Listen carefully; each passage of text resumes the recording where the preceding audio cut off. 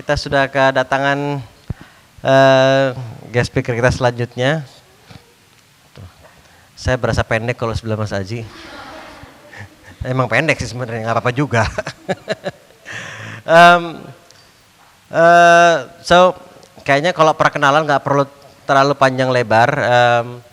Ya penulis iya, pembicara iya, podcaster juga ya, karena podcaster juga. Content creator juga, praktisi, kalau kita bicara soal mindfulness atau hidup berkesadaran, so banyak sekali yang bisa insya Allah kita bisa pelajari dan manfaatkan juga pembelajaran dari Mas Aji. So tanpa panjang lebar lagi karena toh udah mundur juga ini kita waktunya, mari kita sambut Mas Aji Santoso.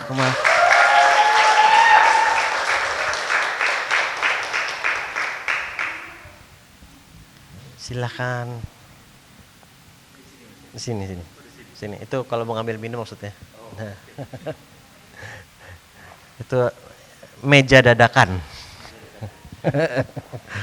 Mas Aji sekali lagi terima kasih banyak sudah jauh-jauh dari mana tadi, dari planet Bekasi. Oh, dari planet Bekasi sampai ke sini 2 jam. Luar biasa sekali, kita tepuk tangan dong sudah meluangkan waktunya ke sini untuk berbagi sama kita semua. Kita ini udah 2 hari Mas Aji, dari pagi sampai malam, sekarang pagi sampai malam, dan alhamdulillah masih sangat semangat untuk belajar dan untuk insya Allah untuk nanya banyak, dan saya nanti akan lebih banyak memberikan kesempatan buat teman-teman untuk nanya langsung sama Mas Aji. Cuman saya mau membuka aja dengan pertanyaan yang kemarin saya tanyakan juga sama Melinda. Bicara soal revisi hidup gitu ya, ada nggak sih momen tertentu yang Mas Aji ingat yang membuat Mas Aji merasa kayaknya gue perlu merevisi hidup gue nih gitu? Ada nggak momen tertentu, kalaupun ada lebih dari satu, ada nggak yang memorable yang mungkin lebih diingat gitu? Saya menjawab pertanyaan dari Mas Ali tadi, ada dua sudut pandang dari saya. Yang pertama, saya terus belajar bahwa hidup sudah baik adanya. Hidup saya sudah baik adanya. Masa lalu saya sudah tertata rapi, tidak ada yang saya sesali. Sehingga ya as it is, tidak ada yang perlu saya ubah. Karena memang begitulah yang mestinya saya perlu terima. Karena saya belajar untuk melihat bahwa termasuk pengalaman pahit ya, barangkali pengalaman yang menyedihkan, pengalaman yang nggak enak, pengalaman yang nyebelin, yang menyedihkan, itu sudah memang jatah saya untuk mengalami itu. Itulah yang membentuk saya menjadi saya sekarang. Sehingga sudut pandang pertama, ya saya akan menjawab bahwa tidak ada yang perlu saya revisi di hidup saya. Dan sudut pandang kedua, yang perlu saya revisi adalah saya masih sering menyesali hidup saya. Justru di dalam sudut pandang pertama, saya belajar masuk ke sudut pandang kedua, bahwa kalaupun saya ingin merevisi hidup saya, ya sikap saya yang masih sering menyesali masa lalu saya, masih sering sebel dengan hal-hal yang nggak sesuai keinginan saya, itu yang masih perlu saya pelajari sih. Karena saya terus belajar bahwa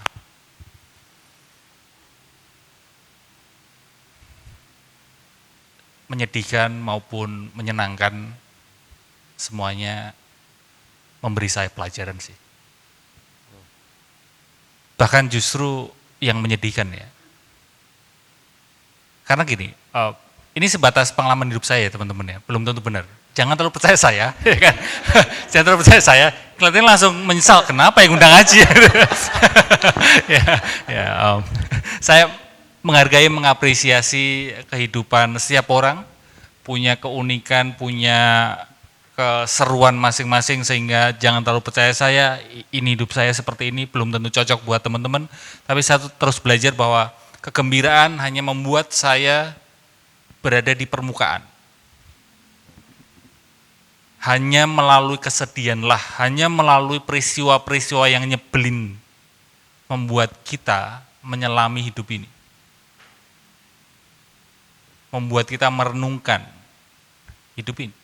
Dan barangkali teman-teman yang ikut ini, revisi hidup, tergerak ikut ini karena pengalaman yang menyedihkan, bukan pengalaman yang mengembirakan kan? Sehingga kita bertemu di sini karena mungkin setiap orang merasa pengalaman masa laluku itu memang nggak nyaman gitu. Jadi saya rasa dua hal itu yang menjadi jawaban saya. Kalau gitu saya tambahin sedikit pertanyaannya deh sebelum Boleh, buka. Karena ini ya saya emang kan senang nanya juga gitu, jadi penasaran juga. Saya pernah diundang podcastnya Mas Ali juga.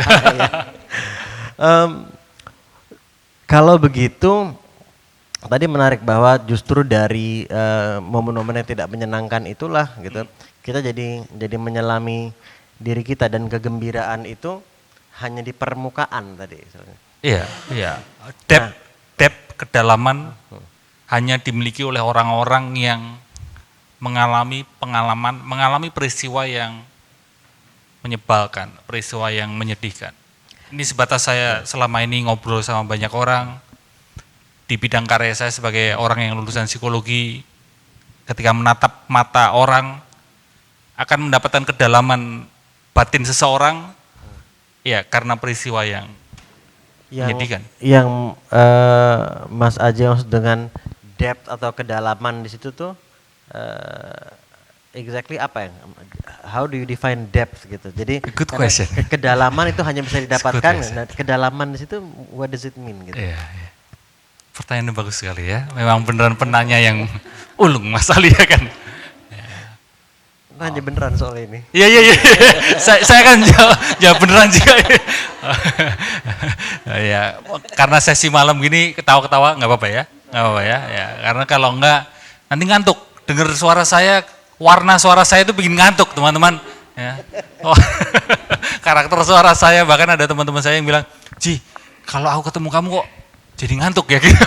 Loh, saya belum ngomong, belum apa-apa, tapi saya datang aja bikin ngantuk katanya gitu ya. Oke, depth kedalaman seseorang itu tentang kesadaran diri, Mas Ali. Kesadaran diri, maksudnya gini. Secara umum di permukaan, bahkan saya pun sekarang juga masih sering terjebak dalam UMI. Ketika kamu ditanya siapa kamu, ini pertanyaan interview ya, pertanyaan wawancara kerja, interview kerja ya, interview kerja gitu kan, ditanya siapa kamu, maka jawabanmu adalah apa? Jawabannya apa? Aku adalah seorang kapiten, aku adalah ini, aku adalah itu. Termasuk saya mungkin aku adalah orang yang pakai kacamata, aku adalah ini, yang itu adalah diri konseptual. Semua jawaban atas pertanyaan siapa kamu atau siapa aku, seringkali jawaban itu adalah mewakili diri konseptual. Itu bukan the deep I, bukan hakikat diri, tapi itu diri konseptual. Contoh, misal, saya adalah orang yang pakai kacamata. Saya menganggap bahwa ya itulah sejatinya diri saya. Emang benar. Contoh misal saya lepas kacamata saya masih ada. Sehingga jawaban saya tadi udah runtuh. Lawang saya masih ada kok ketika kacamata saya lepas. Seringkali saya sampai sekarang juga masih terjebak dalam itu adalah aku. Surface I, diri konseptual. Orang yang mendapatkan kedalaman batin adalah orang yang sadar bahwa dirinya itu tidak sebatas diri konseptual. Melampaui itu semua. Akibatnya ketika orang sudah sadar bahwa dirinya bukanlah sebatas diri konseptual, maka salah satunya adalah dia tidak mudah sakit hati. Contoh, Kalau saya menganggap aku adalah orang yang pakai kacamata, bahkan kacamata adalah aku, lalu saya post di sosial media foto saya pakai kacamata, lalu ada yang komen mengejek kacamata saya, maka saya sakit hati. Bisa dipahami? Bisa diikutin? Karena saya menganggap aku adalah kacamata. Sehingga ketika ada orang yang mengejek kacamataku, maka dia mengejek aku. Tapi ketika orang yang sudah bisa melampaui kacamata, kan intinya kan kacamata kan? Ini yang ngikutin. That's simple kan? That's simple ya? That's simple. Tahu ya Mas Ali ya? Ini kan kacamata kan. Ketika orang sudah melampaui diri konseptualnya, salah satu adalah diri konseptual kacamata tadi, maka ketika ada orang yang mengejek kacamata, ya nggak apa-apa. Dan itu bukan hanya ngomongin kacamata, kita ngomongin apapun. Identitas, label, status.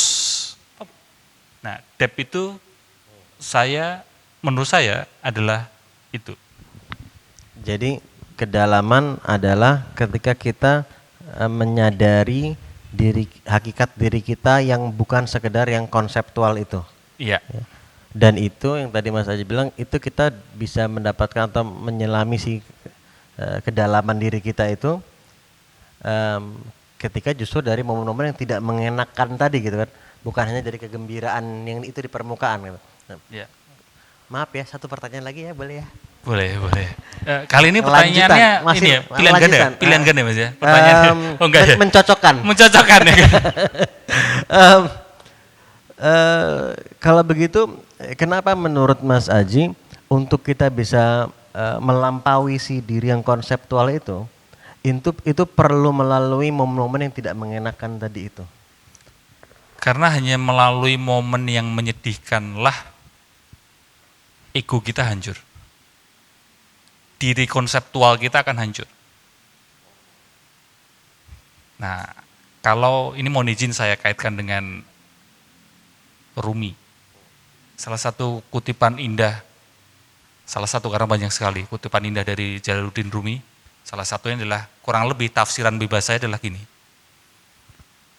Hanya melalui celah hati yang patahlah, saya ulangi ya, hanya melalui celah hati yang patahlah cahayanya akan masuk.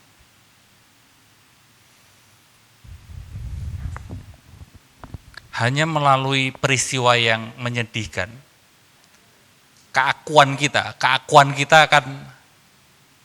akan tiarap, akan kolaps, akan terurai. Yang ada hanyalah dia.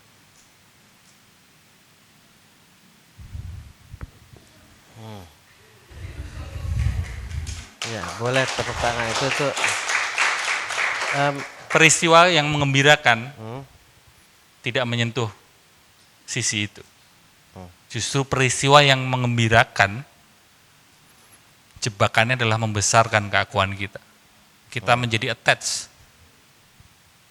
You name it, peristiwa yang mengembirakan, apapun. Pertemuan, bertemu dengan seseorang yang kamu cintai. Apapun. Segala sesuatu yang mengembirakan hanyalah pintu yang menuntun kita bertemu kesedihan. Contoh, syarat perpisahan apa? Syarat utama dari perpisahan apa? Pertemuan. Sehingga ketika bertemu, sebaiknya kita tidak perlu terlalu gembira. Karena ketika kamu bertemu, perpisahan sudah menunggumu di momen berikutnya entah kapan.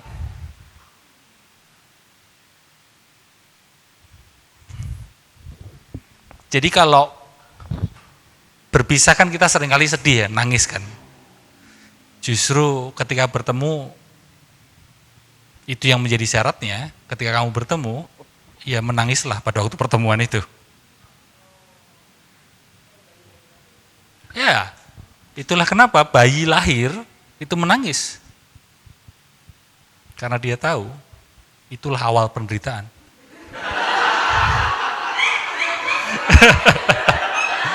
Ya, itulah awal penderitaan.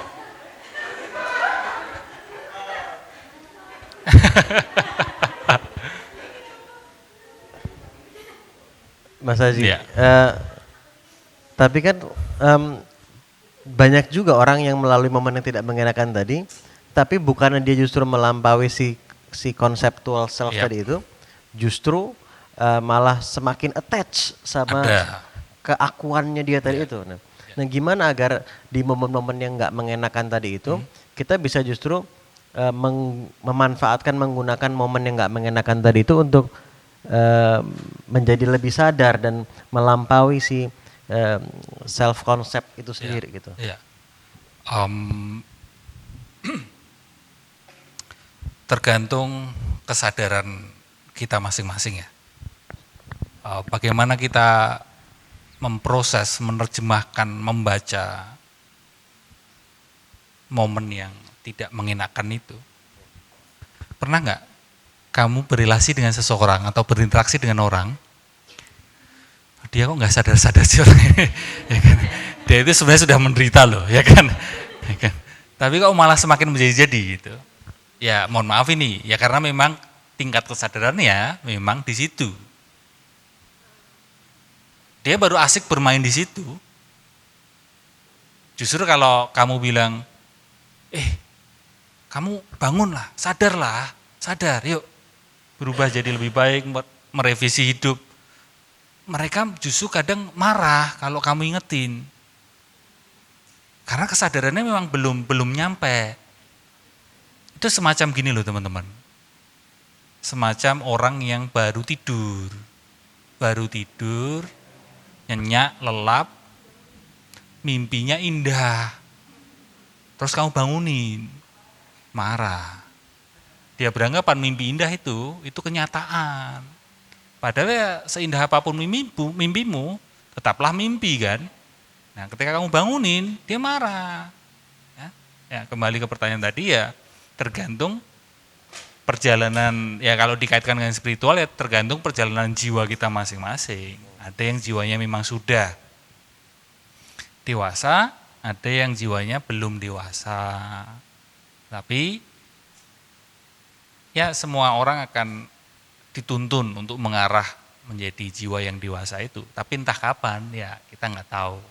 Jadi ketika bertemu dengan orang yang kok dia nggak sadar-sadar sih, ya memang belum waktunya. Ya, kita yang sudah punya kesadaran lebih, ya perlu sadar bahwa ada orang-orang yang kesadarannya belum sampai itu. Begitu Mas. Oke, thank you, tepuk tangan dulu sekali lagi dong. Kasih. Bisa dipahami ya teman-teman ya? Bisa ya? Aman ya kan? Ya, karena kadang saya juga nggak paham dengan apa yang saya omongkan. Aman ya? Oke. Ya, silakan bertanya nanti. Sekarang saya buka pertanyaan. Oke, ya. Lu kok banyak? Ya. Yang gampang-gampang ya pertanyaannya ya. Oke, selamat malam Mas Haji. Malam. Terima kasih untuk sharingnya, menarik sekali. Bahwa kalau menurut Mas Haji tadi kan tidak ada yang perlu direvisi dari hidup, karena semua kejadian yang ada baik bagi kita, walaupun itu kejadian yang tidak baik gitu.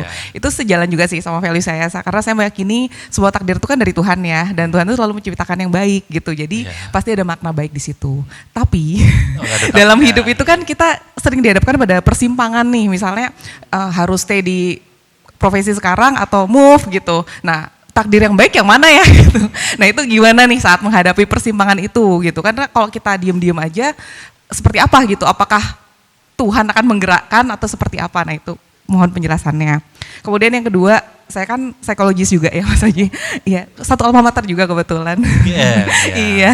Jadi kalau tadi yang terakhir ada orang yang belum waktunya gitu. Sehingga mau kita berikan penjelasan seperti apapun nggak masuk gitu, maksudnya. Tapi sebagai psikologis kan kita dapat peran untuk segera menyadarkannya. Nah itu gimana ya Mas? Makasih. Baik, terima kasih. Dengan siapa nama? Ajeng. Ajeng, oke, terima kasih Ajeng. Oke. Langsung dijawab Mas? Nggak apa-apa. Saya pikir dibantu Mas Ali jawabnya. Saya juga mau mendengarkan jawabannya. Oh iya, baik. Oke.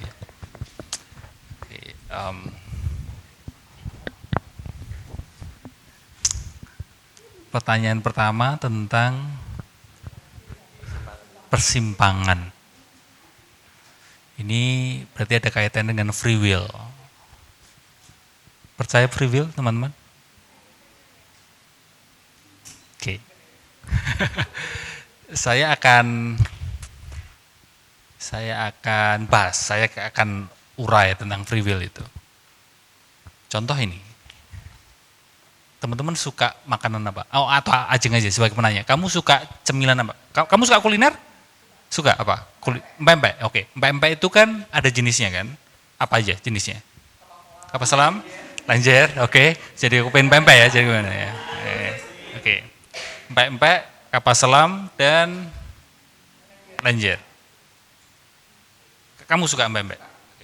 Di depanmu ada kapal selam dan lenjer. Saya tidak akan memaksa kamu untuk memilih kapal selam atau tidak akan memaksa kamu untuk memilih lenjer. Kamu beneran, saya beri kebebasan. Ajeng, kamu pilih. Kamu pilih kapal selam atau lenjer. Kamu sekarang ini jawab kapal selam. Tanpa paksaan dari saya. Oke, bener tanpa paksaan dari saya. Bebas kamu milih. Free will berarti. Oke, pertanyaan berikutnya adalah, beneran bebas?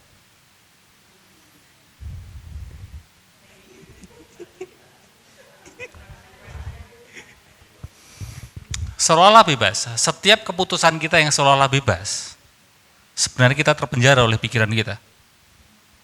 Pilihanmu yang seketika tadi, bahkan sebelum saya selesai bertanya, kamu sudah pilih kapal selam, itu sedikit menunjukkan bahwa sebenarnya pikiranmu sudah terkondisi, terprogram, bahwa kapal selam better than lenjer.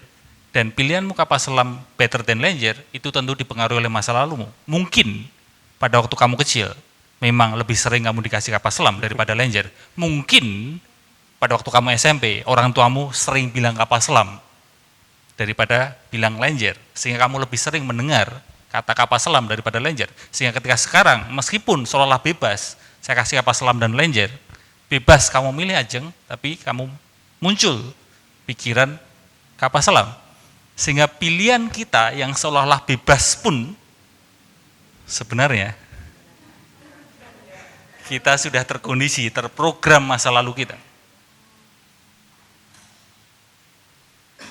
Jadi selesai obrolan ini, setiap kali kamu milih, bisa jadi seolah-olah bebas ya. Bisa jadi itu adalah keterkondisian. Kamu tidak benar-benar bebas memilih.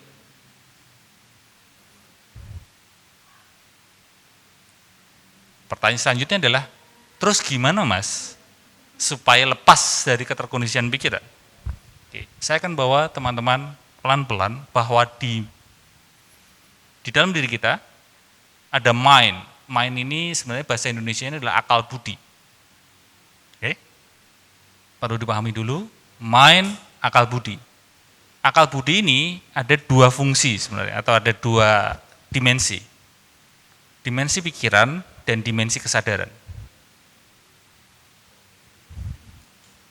Dimensi pikiran menyimpan banyak memori, banyak ingatan.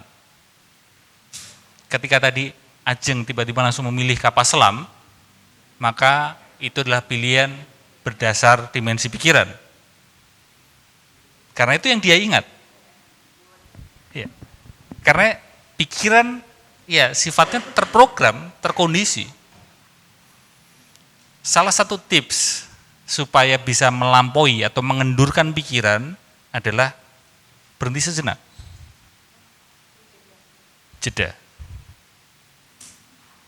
Jadi salah satu pelajaran penting yang mungkin teman-teman, oh ini pelajaran yang berfaedah ini dari Aji Saputro.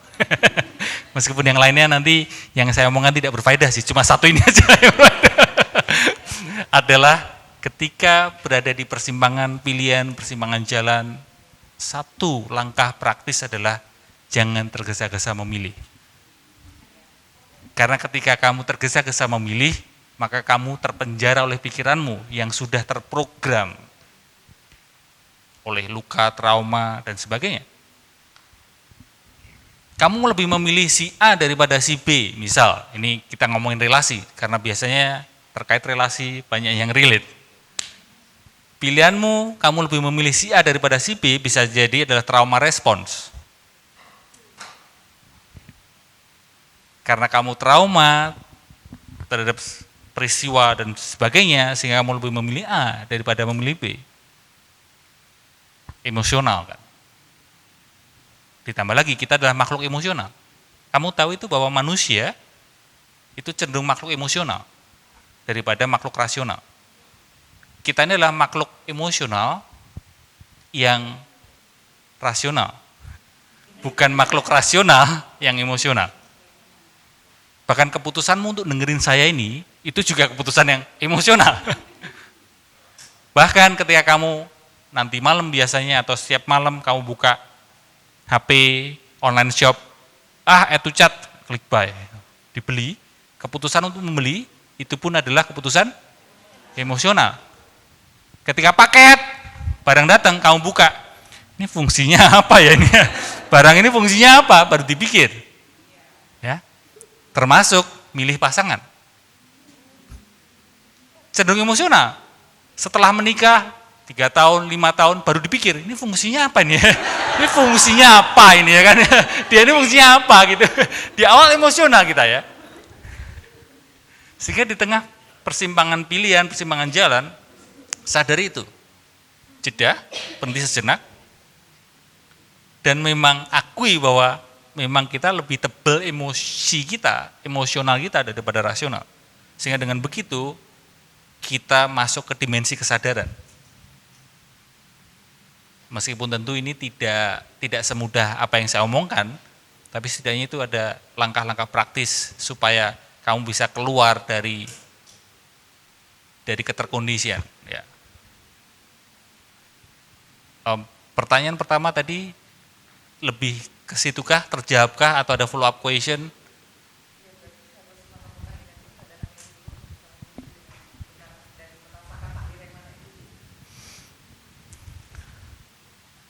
Terkait takdir, selama pikiran kita masih mendominasi, kita masih jauh keterhubungan kita dengan kesadaran, ya kita masih bising sekali. Selama kita masih sering ngikutin gosip netizen, kita masih sering ngikutin keributan hiburan dan sebagainya, ya kita masih jauh dari kesadaran dan kita masih jauh sekali untuk mengetahui apakah ini takdir kita atau bukan.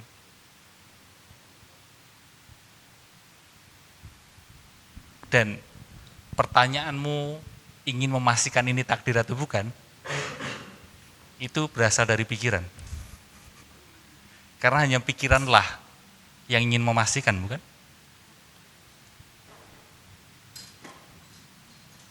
Ketika kita ingin memastikan, itu berarti berangkat dari pikiran kita. Sedangkan kalau kita bicara tentang kesadaran, be present, here and now.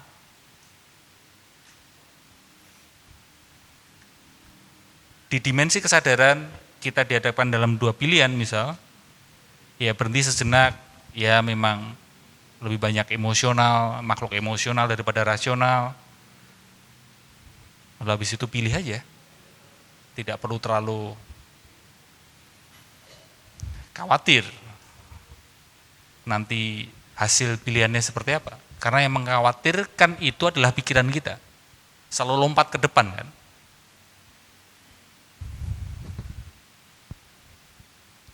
Pilih dan terima aja hasilnya seperti apa. Ya sebaik mungkin tentu ya, kita jangan terus menyepelekan atau meremehkan persoalan pilihan. Tetap ada kebijaksanaan di situ, tapi jangan terlalu mikirin nanti pilihanku ini baik buat aku atau enggak ya. Good, bad, who knows. Yang baik buat kita, yang kita inginkan belum tentu baik buat kita, yang tidak kita inginkan belum tentu buruk buat kita. Satu hal ini kalau kita benar-benar cermati, selami, hidup kita akan tenang. Saya ulangi ya, yang kita inginkan belum tentu baik buat kita, yang tidak kita inginkan belum tentu buruk buat kita. Tidur kita lebih nyenyak teman-teman, ketika kita ingat itu. Banyak penderitaan hidup ini karena manusia begitu yakin, yang aku inginkan pasti baik buat diriku, yang enggak aku inginkan pasti buruk buat aku. Dan itulah permainan ego, keakuan tadi, diri konseptual. Oke, masuk ke pertanyaan kedua ya, kalau itu nanti bisa panjang banget ya kan. Oke, masuk ke pertanyaan kedua, sebagai, kamu psikolog berarti? Oh oke. Pio berarti. Oke. Ada banyak pendekatan dalam psikologi ketika kita bicara konseling. Tadi kamu bilang bahwa mesti menyadarkan. Oke, tapi sebatas yang saya pelajari atau mungkin sebatas pendekatan yang saya pelajari, justru saya itu mengapresiasi, menghormati setiap rute jalan orang yang sedang ngobrol, maksudnya konseling, ya dalam konteks konseling adalah klien misal. Contoh, ketika ada klien atau teman dalam konseling dia cerita, aku mesti gimana Ji? Pilihanku A, B, atau C. Ego saya, keakuan saya dalam hati. Mestinya itu kamu pilih B. Kan? Itu yang paling benar buat kamu. Ya kan? Tapi ketika kita belajar tentang kesadaran, ya saya akan kembalikan ke dia, saya akan bertanya, lah kalau menurutmu pilih A, B atau C? Ya aku bingung sih. Ingat bahwa kita dalam konteks konseling bukanlah orang yang menentukan pilihan, bukan menentukan jalan. Karena itu bisa bahaya sekali. Karena ketika dia ngikutin pilihan kita, akibatnya gimana kan kita nggak tahu gitu kan. Sehingga justru kita harus menghormati dia, menghormati kesadaran dia. Nah kalau menurutmu A plus minusnya apa? Positif negatifnya apa? Dia jelasin. Kalau B, kalau C, G. Kalau kamu sudah tahu A positif, negatifnya gini, B juga kamu udah tahu, C juga udah tahu. Sekarang kamu lebih milih yang mana? Lebih nyaman yang mana? Oh, ternyata C, Ji. Dalam hati saya, keakuan saya, ego saya, salah ini. Mestinya B, ya kan? Tapi sekali lagi, menghormati diri yang lain. Oke, ya udah silakan. Karena ketika saya paksakan untuk B, bisa jadi kematangan batin atau kedewasaan batinnya belum cukup. Setiap orang kan beda-beda gitu. Ya, itu ya. Kalau saya memilih seperti itu, mungkin ada pendekatan yang lain, ya. Oke. Silakan pertanyaan selanjutnya. Semakin banyak ya. Oke. Mana yang tadi angkat tangan dulu? Yang mana silakan. Silakan yang mana. Oke, ya silakan. Mudah-mudahan nggak salah ngelihat. Mudah-mudahan nggak salah pilih ya Mas. Agak takut juga sih nanya sebenarnya kayak. Kenapa takut? Saya sudah jinak, saya sudah aman. Enggak, maksudnya kayak yang Mas Haji pernah lontarkan di Instagram tentang ilustrasi layar-layar gitu ya, kayak saya berulang kali baca aja belum nangkap, sementara netizen baca, very clear, terima kasih. Jadi saya agak, ini saya yang terlalu bodoh, terlalu tidak sadar atau apa, jadi agak sungkan sebenarnya nanya. Tidak apa-apa. Nanti kalau misalnya, saya juga seringkali nggak paham kan dengan apa yang saya sampaikan, jadi nggak. Ya maksudnya kalau misalnya bisa, saya juga penasaran sih yang ilustrasi tentang layar. Terus kita tuh tidak terpisah dengan layar itu kayak, kok netizen ngerti, kok aku nggak paham gitu, kayak aku terlalu bodoh atau terlalu. Gitu. Yang tadi kalau Mas Haji kan bilang ilustrasi yang kayak bayi itu nangis bertemu dan berpisah. Saya tuh dalam kondisi yang belum bertemu, jadi sedih gitu. Oh, Gitu. oke. Sama Baik, ya. kalau Mas Haji bilang orang lain ngeliat orang lain ya, Ya. orang lain tuh tidak sadar, dia belum sadar. Saya tuh ngerasa kayak ke diri sendiri, sadar nggak sadarnya ini di mana? Maksudnya saya ngerasa yang kayak Mas Haji bilang, kita daftar di sini ini ya pasti ya karena mengalami pengalaman yang pahit dan tidak menyenangkan. Tapi saya ngerasa bukan pengalaman pahit dan tidak menyenangkan di masa lalu saja, tapi kayak tergira tuh sampai sekarang gitu loh. Jadi maksudnya agak nggak terima kalau Mas Haji bilang dia tuh nggak sadar. Oh saya sadar tuh loh, saking sakitnya nih sadar. Maksudnya sampai kayak crazy banget sih daftar acara gini. Maksudnya saya nggak bisa ngomong ke kantor ikut acara apa ini. Maksudnya ikut acara revisi hidup tuh kayak malu banget. Nanti bilang, Miss kamu ikut acara apa Miss? Saya coba bilang, oh trending seminar biar agak keren gitu kan. Nggak mungkin saya bilang, karena saya mau revisi hidup. Di umur yang kayak harusnya saya tuh panutan gitu tuh revisi hidup apa gitu loh Mas. Jadi kayak saya masih mencerna kayak nggak sadar dan nggak mindful apa. Saya ngerti hidup ini perlu direvisi dan perlu bagasi-bagasi masa lalu ini. Cuman selalu sadar, bertahun-tahun sadar, berkali-kali ikut cari pertolongan sana sini, konseling sana sini, tapi kayak bukan memutuskan sadar, tapi kayak nggak ngerti apa kata-katanya yang bukan cuma sadar ya, tapi nggak mau, maksudnya mengerti, oke kita mendalami hidup nih, wah terima kasih ternyata saya mendalami hidup luar biasa dengan kejadian menyedihkan di hidup ini, tapi nggak mau, maksudnya nggak mau, cuman ya udah sedihnya udah dong Tuhan please, yang selanjutnya dong gitu loh Mas Adi, maksudnya, jadi maksudnya kayak lelah juga, cuman kayak wah sadar kamu sedang ditempa dengan diberikan anugerah mengalami kedalaman ini, sudah cukup dalam Tuhan, ampun gitu loh Mas Haji. Semoga dimengerti, terima kasih. Ya, oke, baik.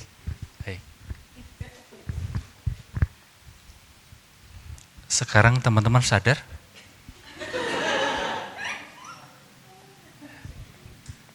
Kita perlu bedain dulu antara wakeful dengan mindful.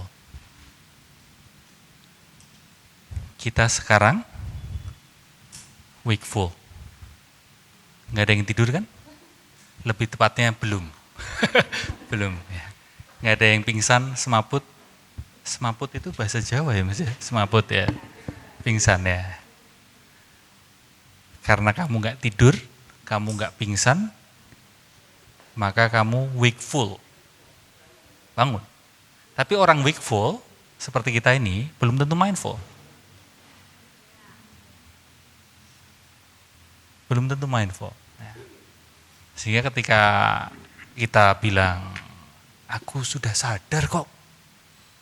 Ya sadar secara wakeful, tapi bisa jadi nggak mindful. Atau kalau kita ngelihat orang lain, dia melakukan kesalahan, dia menyakiti hatiku, ya kan? Lalu ada orang bilang, seseorang yang nulis di Instagram, namanya Jisan Soputro, itu dia bilang kalau orang yang menyakiti hatimu itu nggak sadar. Kamu merasa gini, sebel. Enggak kok, dia itu sadar kok, dia sadar menyakiti hatiku. Sadar wakeful, tapi nggak mindful.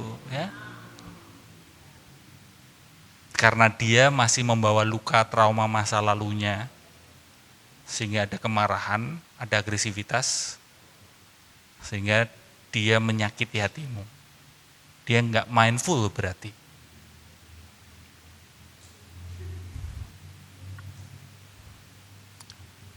Ketika kita masih membawa memori ingatan masa lalu, kita masih mendefinisikan, mengidentifikasi diri kita, aku adalah memori ingatan masa lalu itu, ya kita berarti nggak sadar, kita nggak mindful. Bisa diikutin. Bisa diikutin. Saya ulangin ya. Kalau kamu masih mengidentifikasi, mendefinisikan, aku tersusun atas ingatan masa lalu itu. Aku adalah orang yang mengalami masa lalu itu.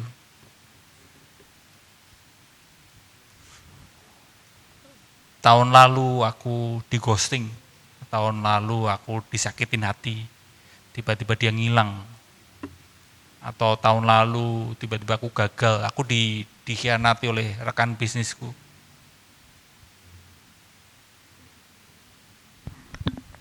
Dan kamu mendefinisikan dirimu, aku adalah memori itu, maka kamu nggak sadar, kamu nggak mindful. Karena kejadian masa lalu itu sekarang masih ada.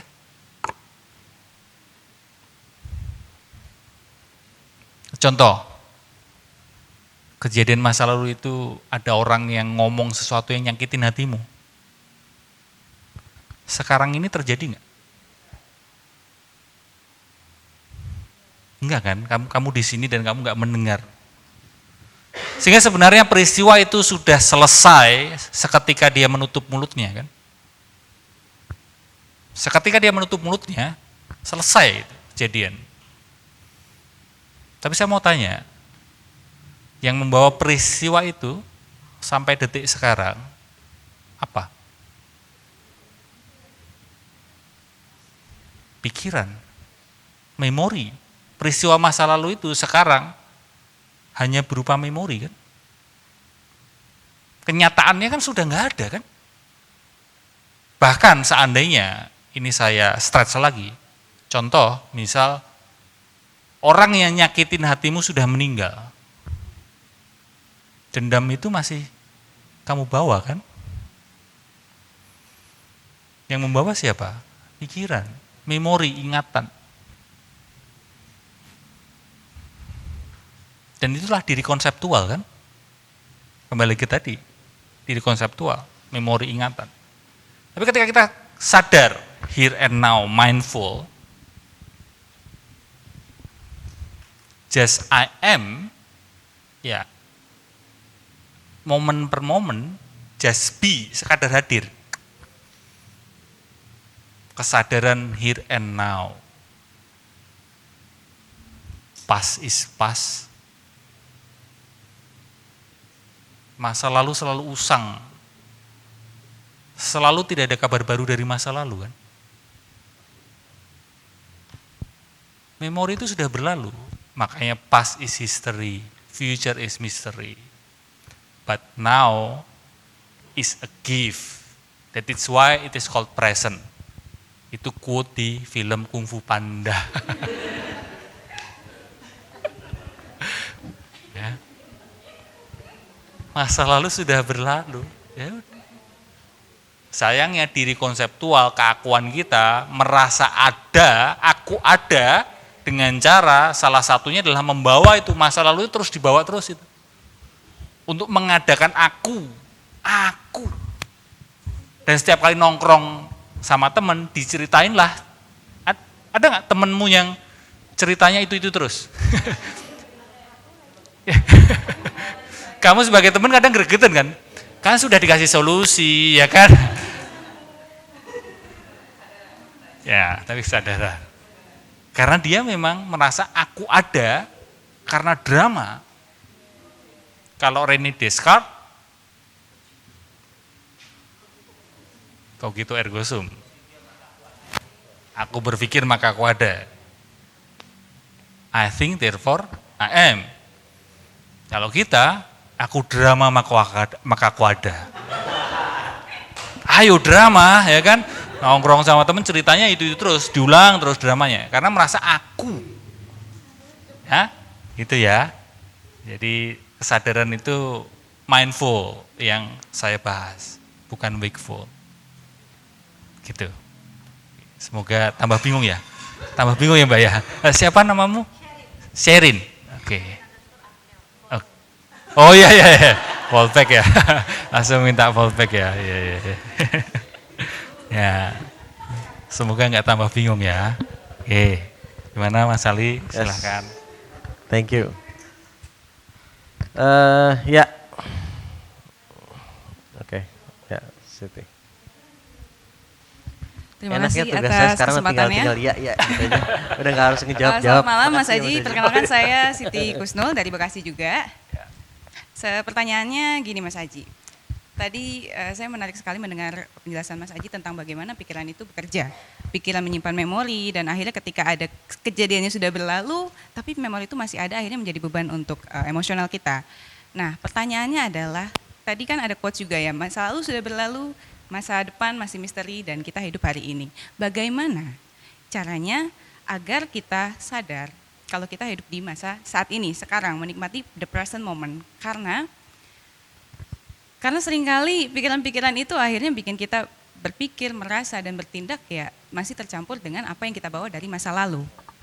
Bahkan sekalipun kita misalnya nggak memikirkan masa lalu, kita khawatir akan masa depan. Masa depan gue gimana ya? Gitu kan. Banyak hal-hal yang masih menjadi misteri dan itu malah kita pikirin alih-alih kita memikirkan apa yang harus kita lakukan sekarang. Jadi apa metode terbaik untuk akhirnya kita wake up, mindful tadi gitu kan, mindful dalam berpikir, merasa, dan bertindak, dan bagaimana nanti akhirnya ketika ada orang-orang yang misalnya dia belum sampai di tahap kesadaran itu, bagaimana nanti akhirnya respon kita akan berubah.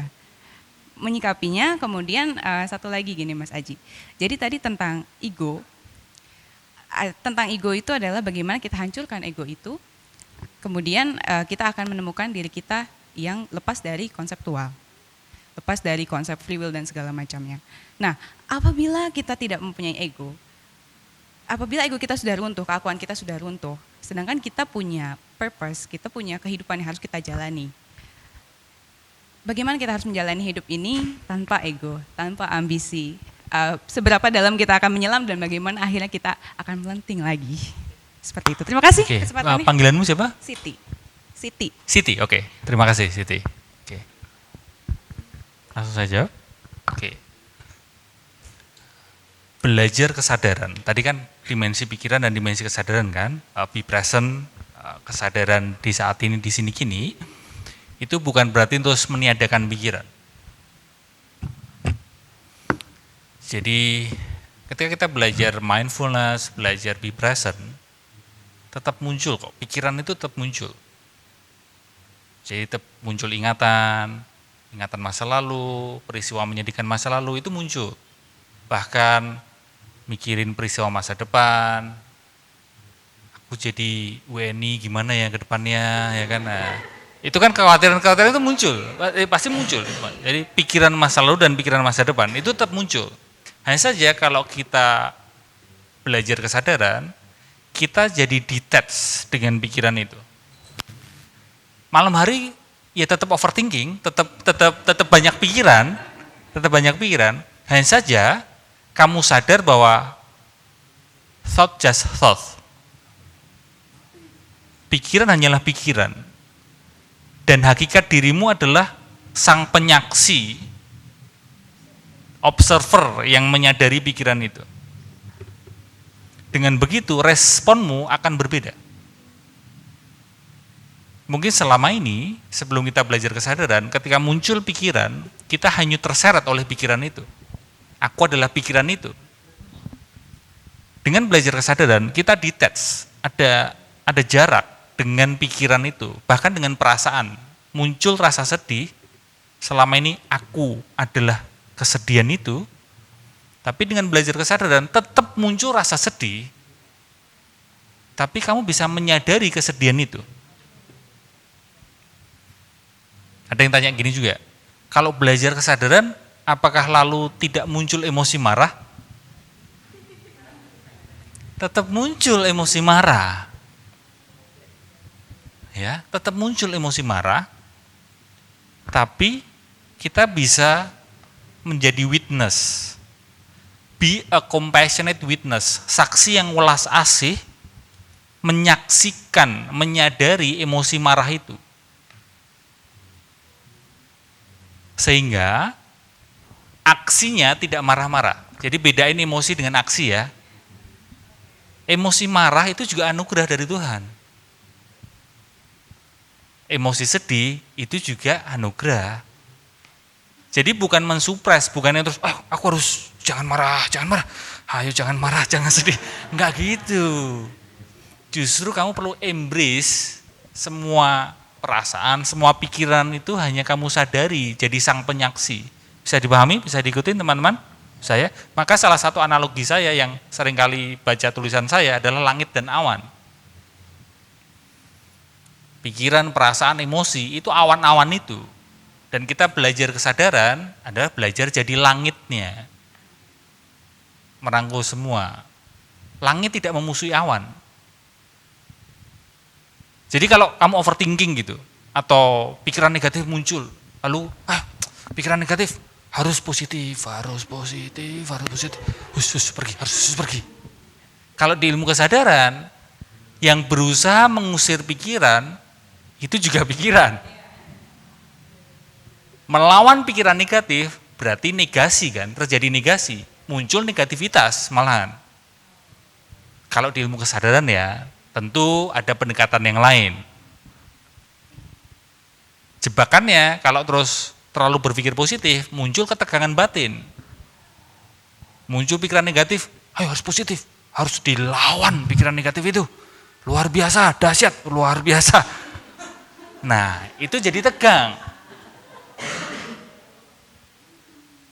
Dengan pemahaman awan dan langit, apapun awan pikiran, apapun awan perasaan yang muncul, jadilah langit.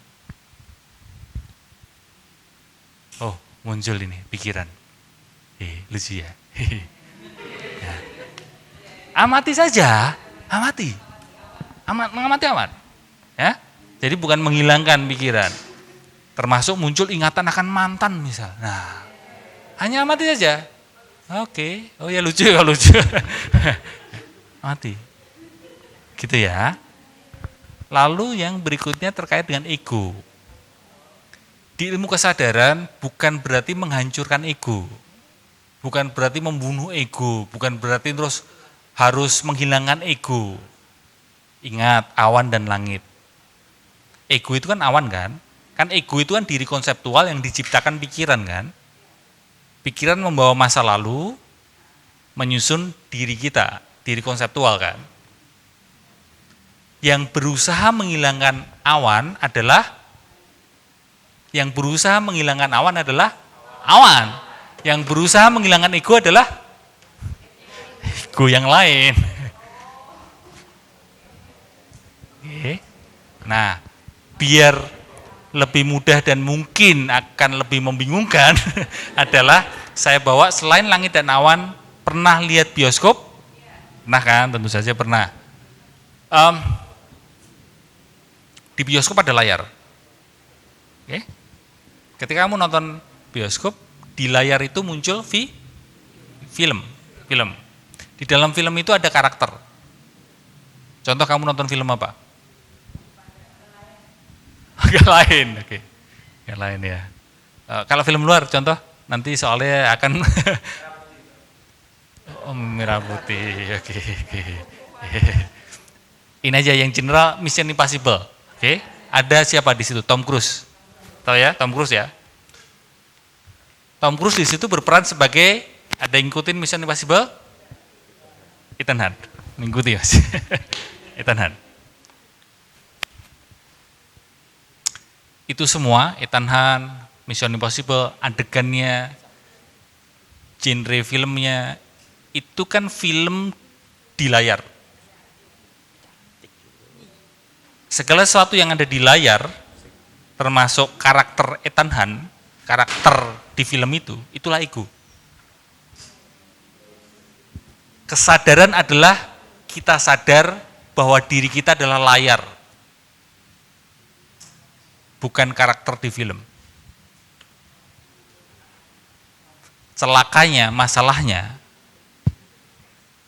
ini penting, celakanya, masalahnya adalah kita seringkali menganggap diri kita adalah karakter di filmnya.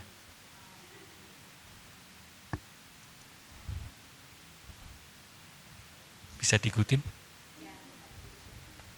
Apapun definisi mengenai dirimu, itu adalah karakter di film.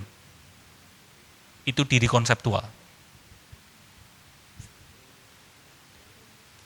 Hakikat diri kita adalah layar.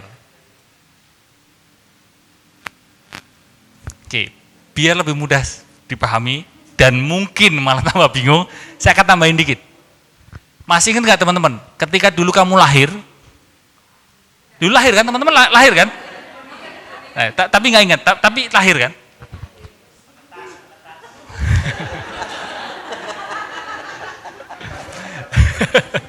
Ketika lahir waktu masih kecil, lahir beneran seketika kamu lahir, kamu belum dikasih nama oleh orang tuamu, kamu mungkin masih merem, masih nangis, masih merem,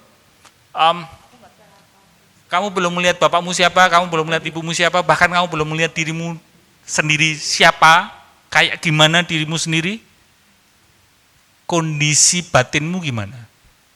Kondisi pikiranmu, kondisi akal budimu gimana? Simpelnya gini, waktu itu kita masih didominasi oleh kesadaran kita daripada pikiran kita. Itu disebut dengan pure awareness. Atau ada yang menyebut dengan God's being.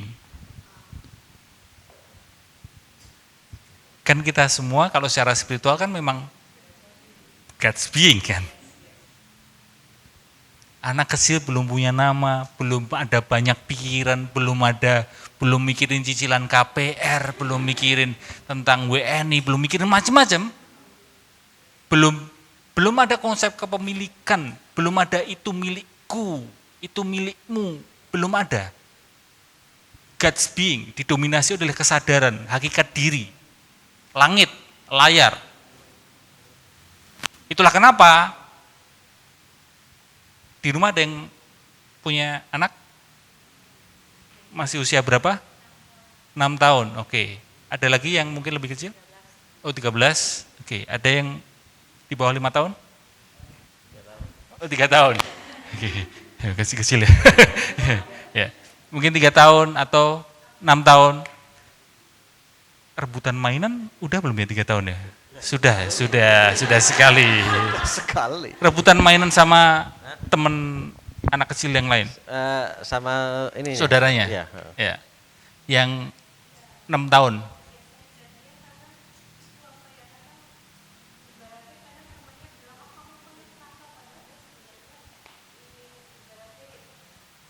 Menjaga, ingin berbagi. Ya udah, oke. Anak kecil, 2 anak kecil rebutan mainan, nangis marahan, bahkan mungkin sampai wah teriak-teriak. Selang 5 menit apa yang terjadi? Begitu indahnya God's being. Bahkan bisa jadi, ini misalnya nih 2 anak kecil ini A dan B, masing-masing punya orang tua. Gara-gara kejadian itu, orang tuanya bahkan sampai sekarang itu masih musuhan. Itulah ego, itulah pikiran, itulah awan, itulah karakter di film, ego.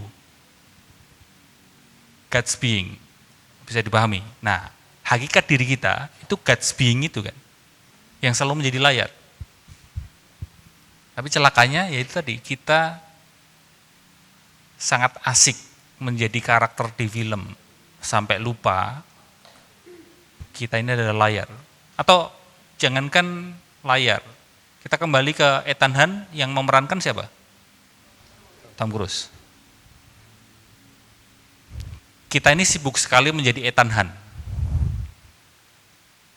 Kira-kira Ethan Hunt untuk menjadi Tom Cruise itu perlu usaha nggak? Saya ulangi ya, Ethan Hunt supaya menjadi Tom Cruise perlu usaha nggak?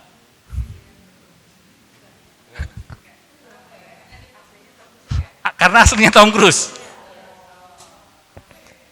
Sehingga muncul pertanyaan, gimana caranya kita keluar dari karakter film? Gimana caranya kita keluar dari ego kita? Just rest. Seperti layaknya Ethan Hunt kembali menjadi Tom Cruise. Tidak perlu usaha sebenarnya. Just rest. Makanya hal simple, kalau tadi kamu menginginkan latihan praktis, duduk diam aja. Just rest.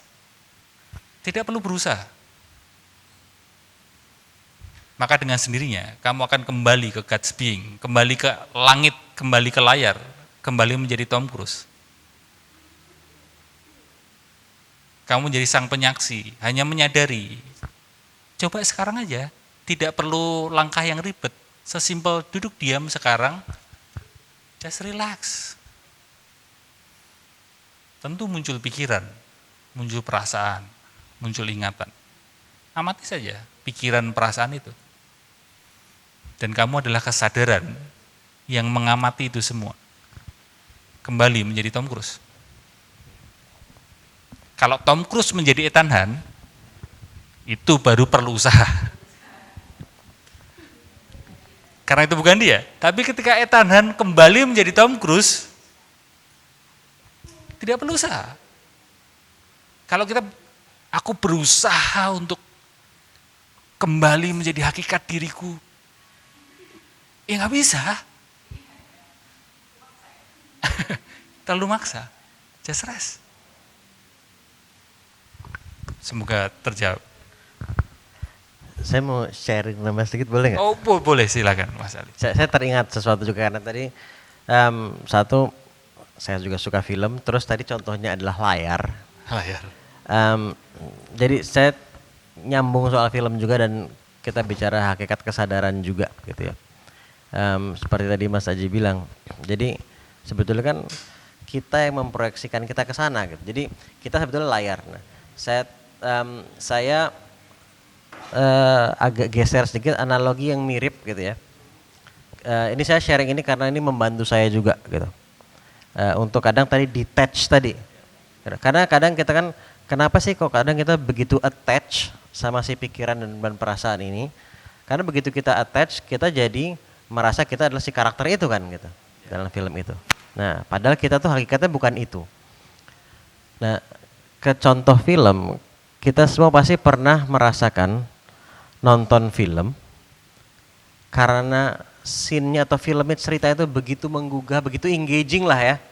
Kita masuklah ke dalam cerita itu. Kita ikut merasakan, maksudnya gitu. Masuk tuh artinya ikut merasakan gitu ya. Ikut merasakan deg-degannya, ikut merasakan takutnya, ikut merasakan sedihnya gitu misalnya. Nah. Tapi kalau terus filmnya selesai, terus atau lagi tengah-tengah nonton film, bahkan lagi tengah-tengah masuk ke dalam cerita itu kita, tahu ada yang manggil gitu, misalnya nontonnya di rumah gitu, ada, hoi gitu, terus kita, ya gitu. Oke? Nah, kayak pas kita nyadar bahwa kita udah nggak masuk lagi dalam film, itulah kita yang sebenarnya. Kita kan, tapi kita sering kali, karena consciousness itu sendiri adalah kesadaran yang salah satu teorinya, gue nggak bisa bilang ini the only teori, berupa energi.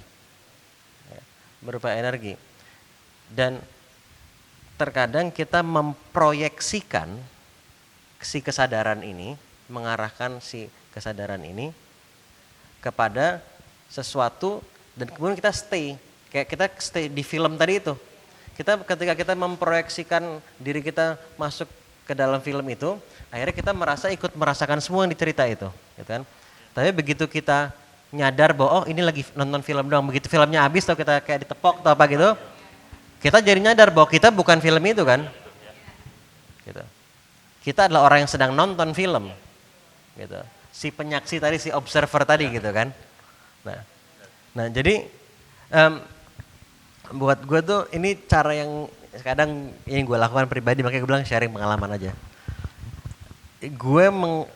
Ketika mempelajari itu gue jadi semakin menyadari bahwa ya kayak ini sedang nonton film gitu loh. Gitu. Jadi ketika gue sedang merasakan perasaan apa-apa itu terus, nah ketika memaksa untuk mengubah dengan memaksa itu untuk berubah, malah sulit kayak tadi Mas Haji bilang gitu. Tapi justru dengan rest itu kayak gue ini lagi nonton film, gue ini ada yang nonton. Gue bukan pikirannya, gue bukan perasaannya, gue yang nonton. Gitu. Nah ketika kita nyadar kita yang nonton, kan kita jadi bisa detach dari si cerita film itu kan. Sebagaimana ketika kita, filmnya habis atau tahu-tahu streamingnya berhenti gitu kan. Lagi internetnya lagi down, tengah-tengah nonton, terus begitu streamingnya berhenti, klek muter gitu. kita kembali nyadar kepada diri kita gitu kan. Kita jadi Tom Cruise lagi tadi gitu kan. Jadi Tom Cruise lagi gitu. So kayak kita nonton film.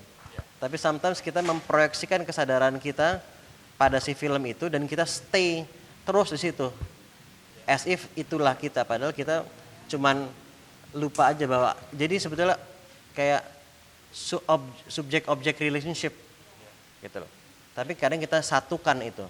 Padahal ini adalah dua elemen berbeda. It's a relationship kan berarti ada two parties gitu. Gitu. Tapi sometimes we think it's one. Padahal enggak. Nah, ketika kita mindful, kita jadi nyadar bahwa it's a relationship, kita bisa detach. Dan dengan detach itu kita jadi akan terus bisa memahami bahwa ya hidup ini hanyalah sendau gurau gitu. Ya, ya. Dan mungkin tadi ada satu part yang belum saya jawab adalah lalu dengan kesadaran itu bagaimana kita berkarya, bagaimana kita ya mengejar life purpose kita. Masterpiece hanya bisa dihasilkan oleh orang yang berkaryanya itu ya be present. Saya ambil contoh gini ya, saya ada beberapa teman musisi dan bercerita ke saya, lagu-lagu dia yang menjadi masterpiece, menjadi lagu banyak yang dengerin, itu lagu yang dia ciptain tanpa mikirin nanti bakalan banyak yang dengerin atau enggak. Jadi ketika dia dengerin, dia just drop in that moment. Didominasi oleh kesadaran, bukan pikiran. Karena ketika pikiran, maka dia sudah mengkhawatirkan nanti karya ini bakalan laris atau enggak, profit atau enggak, mengkhawatirkan masa depan. Tapi masterpiece hanya bisa dihasilkan oleh kesadaran. Dan disitulah mungkin kreativitas itu hanya di ranah God's being. Ada juga yang menggambarkan itu seperti dancer. Seorang penari yang memang beneran indah sekali menarinya, maka ketika dia masuk ke panggung, dari kakinya menyentuh panggung, maka dia tidak mikirin nanti langkah terakhirnya itu di mana. Just dance.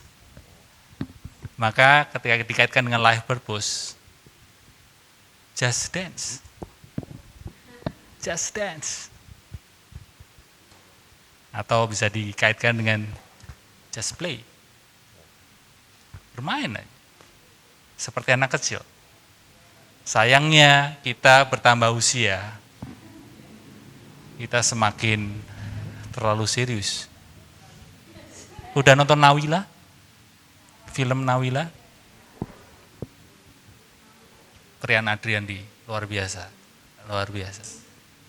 Itu mengingatkan kita untuk ya kita perlu memunculkan sisi anak kecil di dalam diri kita yang mungkin selama ini menangis, inner child itu menangis karena kita terlalu serius, nggak ada momen bermainnya gitu.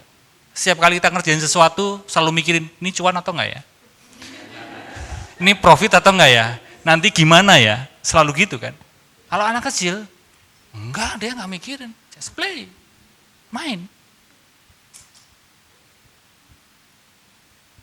Manusia modern, permasalahan yang mungkin cukup pelik sekarang ini adalah bahkan bermain sosial media pun terlalu serius. Bermain sosial media. Ada yang warga X, Twitter,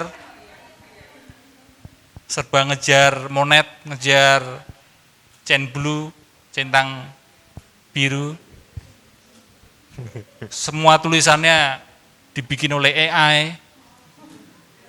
Berat semua tulisannya, bahkan mungkin sekarang konten Instagram juga semuanya kurang manusiawi gitu. Cobalah sesekali, kan namanya bermain sosial media, kita kembali ke bermain sosial media, so just play, bermain. Mungkin selesai sesi ini, bikinlah konten sosial media, just play, tulis apa yang ingin kamu tuliskan, tanpa perlu mikirin, nanti di like atau enggak ya, enggak ada yang nge-repost atau enggak, just play, bikin video aja, ngomong aja. Jadi marilah kita main. Jangan terlalu serius, ya. Hidup ini jangan terlalu serius. Karena akhirnya kita sudah tahu di mana kita akhirnya. Luar biasa. Ya, Danar deh tadi udah dari tadi angkatan. Silakan. Cek. Semoga ini pertanyaannya bermain ya. Pertanyaannya ringan kan Mas ya? Pengantarnya agak ada membawa sedikit konsep aja. Oh, kok konsep. Oke, Iya. baik. Perkenalkan saya Damar dari Malang. Oh, ngalam. Nggih, ngalam. Nggih, ngoten. Damar namanya. Damar. Damar. Oke. Aman? Oke. Aman. Eh, Mati. Tak silih meku ya. Iya, sebenarnya nggih, lagi ini gue makan nih.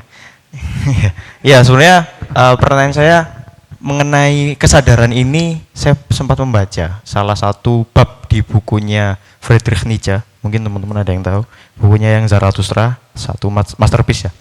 Bagian pertama mengenai babnya metamorfosis, bahwa manusia atau roh ya, lebih tepatnya roh itu bermetamorfosis dari yang pertama, fase pertama sebagai unta, sang the camel atau seekor unta yang mana menjadi penurut, kemudian menjadi the lion, menjadi pemberontak, dan yang ketiga menjadi the child atau anak kecil. Ketika pada di sisi kita sudah mulai sadar dengan apa yang kita lakukan, apa yang kita ya tadi kita sudah berhasil selalu memosisikan diri sebagai awan, kita menyaksikan ego kita bermain, kemudian langit, ya terbalik. Ya, langit, kemudian lihat awannya bermain-main, emosi hadir kanan kiri. Ketika kita sudah berada di posisi langit ini, apakah fase kita dalam hidup, atau dalam hal ini kan mindful ya, mindful kemudian awareness ya, kesadaran akan apa yang kita pilih, apa yang kita lakukan, itu sudah berada di titik, nggak bisa mengatakan tertinggi, tapi ya bukan peak ya, tapi sebagai titik yang kita bisa dikatakan sebagai kita adalah manusia yang unggul, atau dalam kalau konsepnya Nietzsche ini Ubermensch, atau apa ya, manusia yang unggul ini apa sih sebetulnya, intinya sudah dalam titik bijak begitu. Karena kalau membicarakan tentang mindful kan, kalau wakeful tadi baru bangun aja, kita lihat aja apa yang kita kemudian kalau mindful apakah kita sudah ada di titik yang bijaksana sebagai manusia yang bijaksana gitu. Terima kasih. Itu saja. Oke, berat lagi ya pertanyaannya. Ya, saya itu menunggu pertanyaan, Mas Haji, makanan favoritnya apa sih? Gitu-gitu loh ya kan. Atau Mas Haji, oh itu bisa di DM gitu ya. Tapi DM ku ya abot-abot ya Mas, pertanyaannya berat-berat di DM ya kan. Jadi ya begitulah memang jatah hidup saya ditanya berat-berat. Tentang kebijaksanaan, apakah orang sudah berada di kesadaran langit, maka dia akan lebih bijak? Ya bisa jadi seperti itu. Karena dia tidak gampang hanyut terseret oleh emosinya. Dia tidak terlalu serakah. Dia menjadi orang yang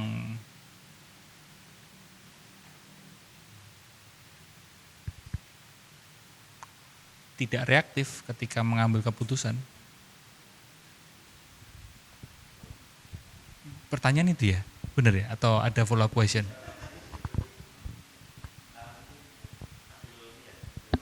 Ya.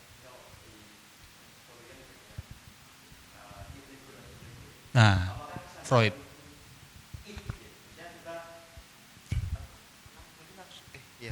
Apakah itu nafsu? Ya. Iya, nafsu kan. Kesenangan ya. Akhirnya kan kalau super ego kan berarti kan sekitar aturan-aturan norma. Kemudian ego kita adalah keakuan kita yang tadi dibentuk oleh masa lalu dan sebagainya.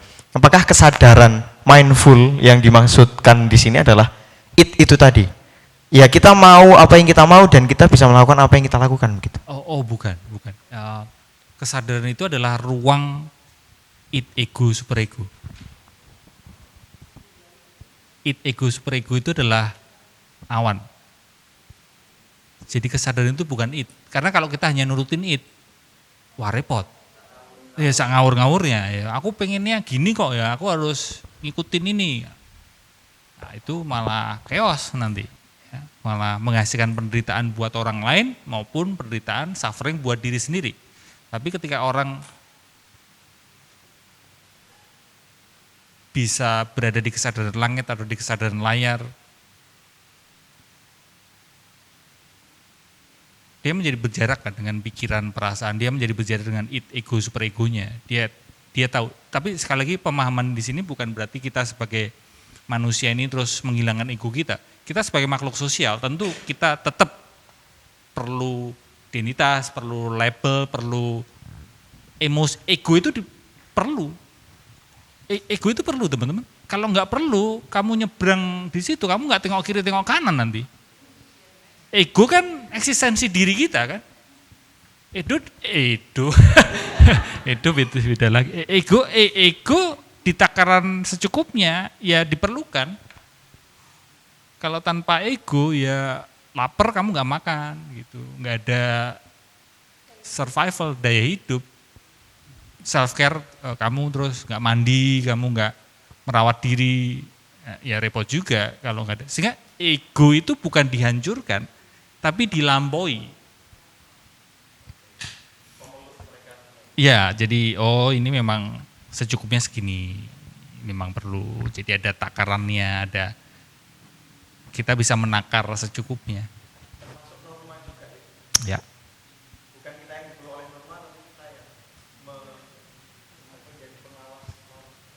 Iya, standar sosial atau semacam.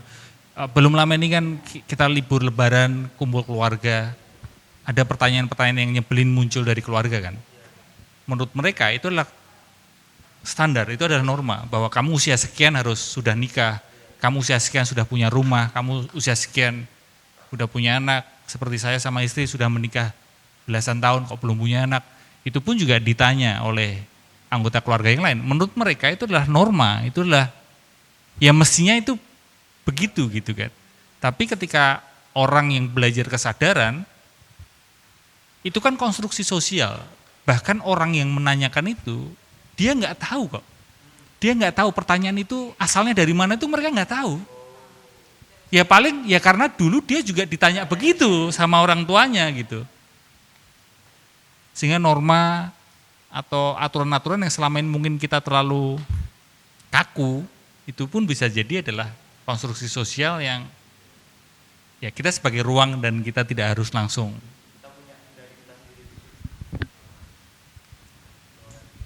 Terjawabkah? Aman ya? Oke, satu pertanyaan lagi.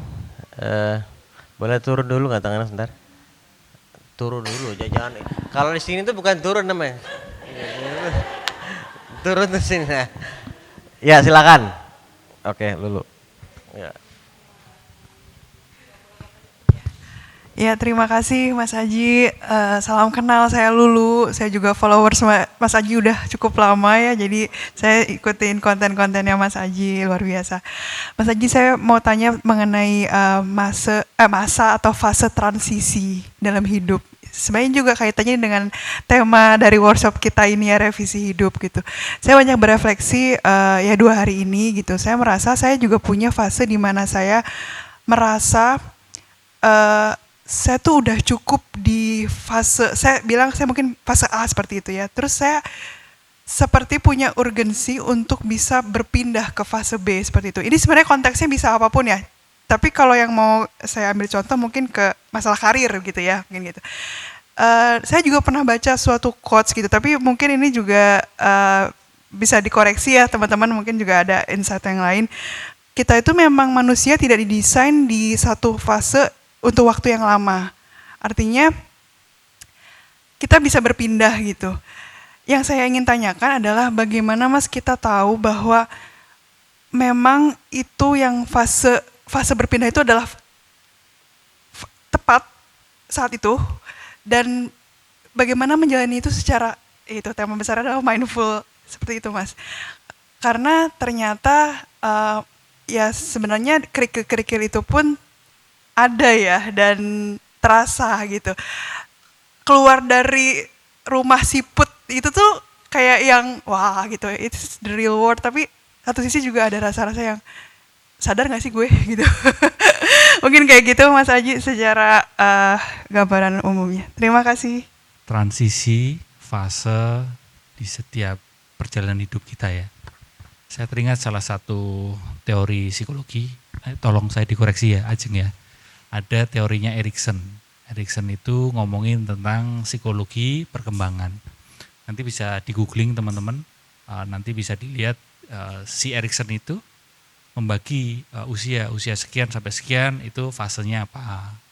Dan ia memang benar ketika kita bertambah usia kita, maka akan ada perbedaan tantangan atau perbedaan apa yang kita anggap penting itu akan berbeda setiap fasenya. Ya. Contoh misal anak kecil. Anak kecil itu buat dia yang penting adalah mainan. Ya kan? Itu segala sesuatu itu dia pokoknya mainan itu pokoknya paling penting, segalanya lah itu mainan. Ketika remaja, mungkin saudaranya yang remaja gitu ya, ngelihat anak kecil itu, cemen kamu kok nangis gara-gara mainan sih? Gitu. Nangis itu gara-gara, kalau remaja apa? Belum, sebelum percintaan apa? Pertemanan, tepat sekali. Teman adalah segala-galanya, ya kan? Kata guru, kata orang tua, alah, ya kan kalah, pokoknya temen, ya kan? Dek, kamu tuh nangis itu gara-gara pertemanan, nggak masuk ke geng temen itu nangis, mainan kok nangis. Gitu. Tapi kakaknya yang lebih tua akan ngomong, nangis kok gara-gara geng temen, ya kan? Nangis itu gara-gara pacar, ya kan? Ada kakaknya lagi, ya kan? Kuliah, lulus kuliah mungkin seusia teman-teman. Ngomongin apa? Karir ya, kesuksesan, entrepreneur, startup dan sebagainya lah ya kan. Itu yang bikin aku nangis ya kan. Jumlah followers, popularitas itu yang bikin aku nangis gitu. Nangis kok gara-gara percintaan, gak penting. Cinta gak penting lah ya. Itu udah masa lalu. Sekarang itu pokoknya karir. Lalu lebih tua lagi ngomong, Dek, kok kamu nangis itu gara-gara kesuksesan sih? Dunia itu hanya sementara. Ada kan yang fase seperti itu ya kan? Kalau yang tadi karir, persaingannya adalah kalau di sosial media, di WhatsApp story atau di profile itu sesuatu yang sifatnya kesuksesan, ya kan? Pencapaian, ya kan? Tapi kakaknya ini, dia merasa bahwa persaingan itu persaingan spiritual, ya kan? Memamerkan sisi-sisi spiritual, ya kan? Aku lebih spiritual loh dari kamu. Nah, nangis kok gara-gara kesuksesan duniawi, nangis itu gara-gara spiritual, ya kan? Kakaknya lagi ada yang lebih tua. Udah nenek gitu ya. Nangis kok gara-gara spiritual. Tetap kita perlu sadar bahwa hidup itu ya di bumi. Nangis itu gara-gara nonton hasil lab. Kolesterol, tekanan darah tinggi, waduh ini mendekati kematian, nangis aku. Ya jangan terlalu nangis lah terkait spiritual, nangis itu hasil lab. Makanya ketika di usia segitu, ketemu sama teman-teman yang sebaya, persaingannya ada persaingan, kolesterolmu piro, kolesterolmu berapa ya kan, tekanan darahmu berapa, ya kan, nunjukin hasil lab. Si kakek nenek ini ketemu adik kecil yang rebutan mainan tadi. Ngomong ke kakek nenek, anak kecil ini ngomong ke kakek neneknya. Kek, nek, nangis kok gara-gara lihat angka, nangis itu gara-gara rebutan mainan. Teraja terus, that's life. Samsara. Hidup ini penderitaan. Makanya bayi nangis, lahir. Terkait transisi selalu gak mudah, selalu gak nyaman. Tapi yang kamu khawatirkan tadi Lulu adalah, apakah ini sudah waktunya aku bertransisi? Tidak bisa dipukul rata, maksudnya tidak bisa terus, kok temenku kok belum bertransisi seperti aku ya? kok aku sudah kesadaran spiritual, dia kok masih kesadaran geng-gengan sama temen. Ya beda-beda. Tapi selalu nggak nyaman. Ada follow up question? Sepertinya ada pertanyaan. Kita dialog aja ya, nggak apa-apa. Ya.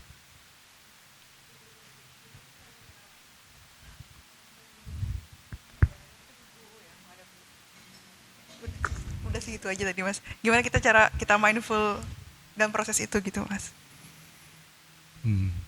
Apa yang, kalau boleh tahu, apa yang bikin kamu tidak bisa menerima? Mungkin ini juga ya, tadi juga disebut ya, kayak pikiran tuh terlalu mendominasi gitu ya. Tadi sebenarnya bisa saya coba sintesiskan dengan jawaban-jawaban pertanyaan sebelumnya sih ya. Jadi bahwa kita sebetulnya menyembah pikiran kita sendiri. Ya. Seperti itu ya. Okay. Ya, pikiran memunculkan narasi yang membuat transisi itu terasa begitu berat. Atau kalau konteksnya saya zoom out, hidup ini nggak se-stres yang dibayangin pikiran kita.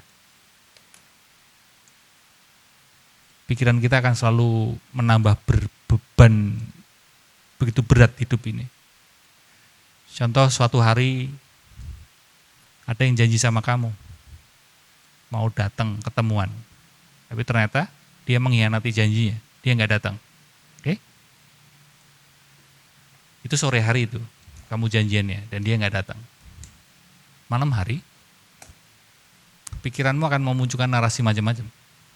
Salah satunya adalah, aku ini memang orang nggak berharga.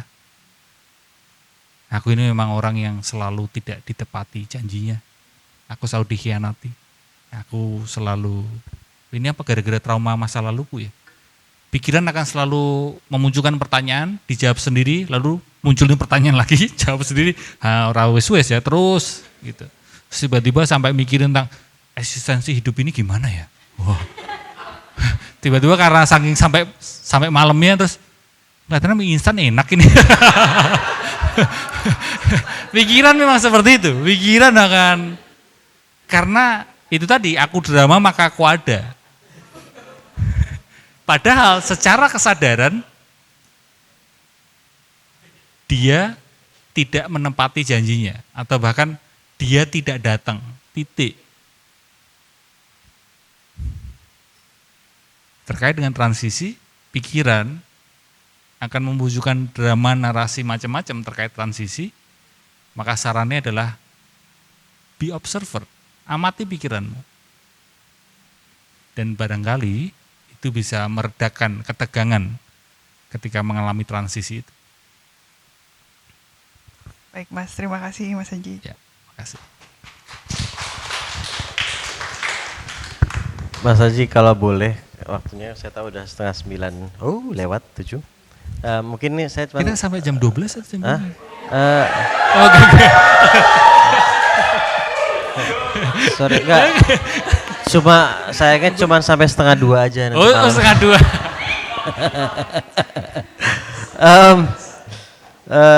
Gini Mas Haji, kan dari tadi saya nanya, kemudian teman-teman juga ada pertanyaan juga, dan Mas Haji merespon.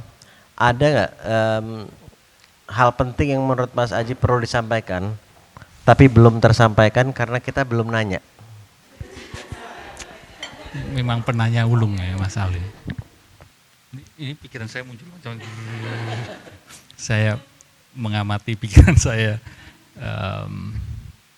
nggak tahu ini konteks yang baru atau enggak, tapi atau mungkin hanya penebalan apa yang sudah kita bahas tadi. Banyak penderitaan di hidup ini karena kita menganggap aku adalah diri konseptual itu.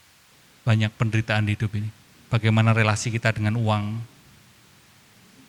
keserakahan. Kenapa saya concern terhadap ini? Karena kita ini manusia ini kan kalau udah urusan uang itu tiba-tiba bisa jadi goblok gitu. Ya nggak sih?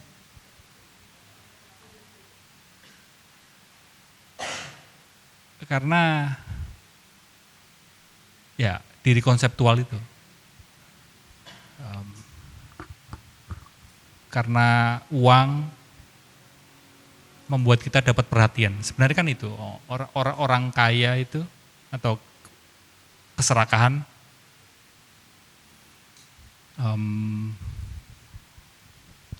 yang diinginkan sebenarnya adalah diperhatikan, perhatian, eksistensi ya.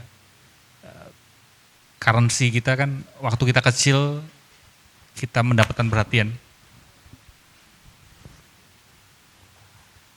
diperhatikan, maka lalu kita merasa aku ada karena aku diperhatikan.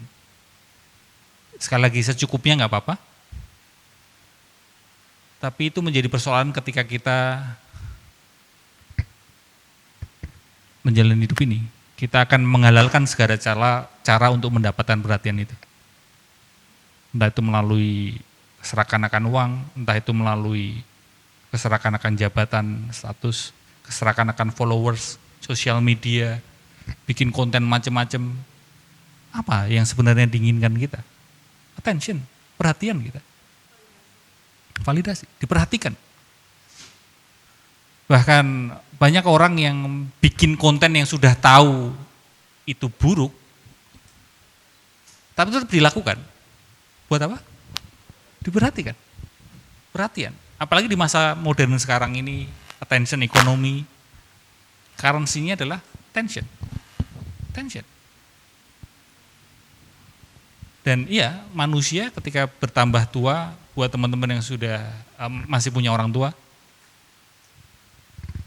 ibu saya sudah 79, besok Minggu ulang tahun 79. Dan fasenya itu, tantangannya adalah itu. Menakutkan, menjadi tua itu menakutkan. Karena merasa kesepian. Dan tidak mudah, jadi tua itu tidak mudah.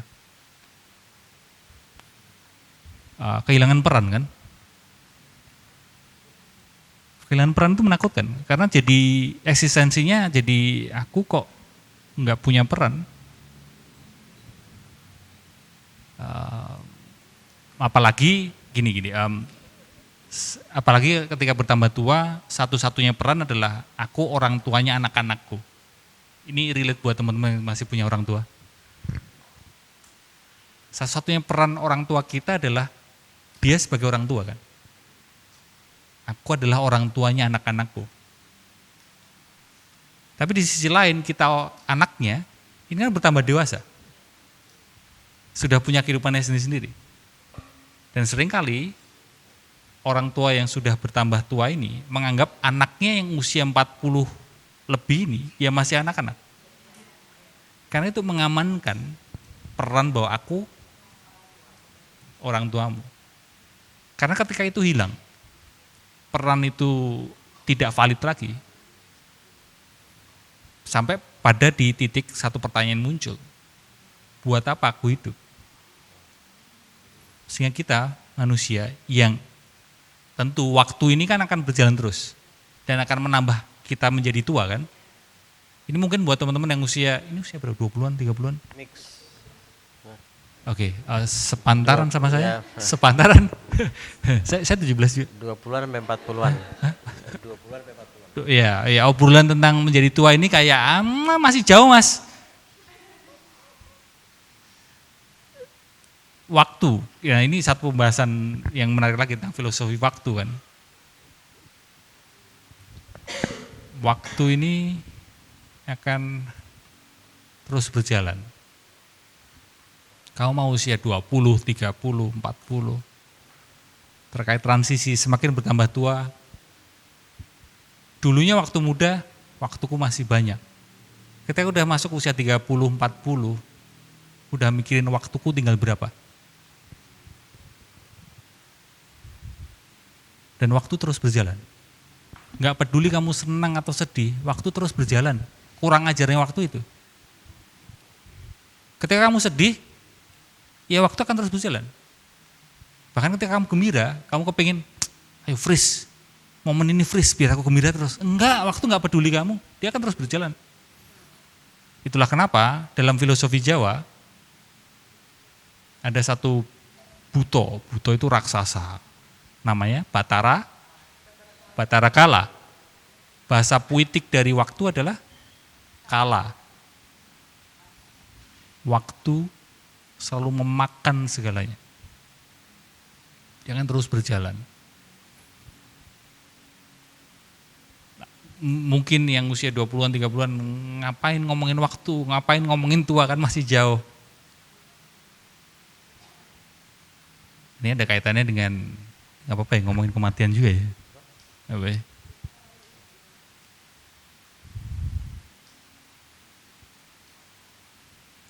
Kayak masih jauh dari kematian.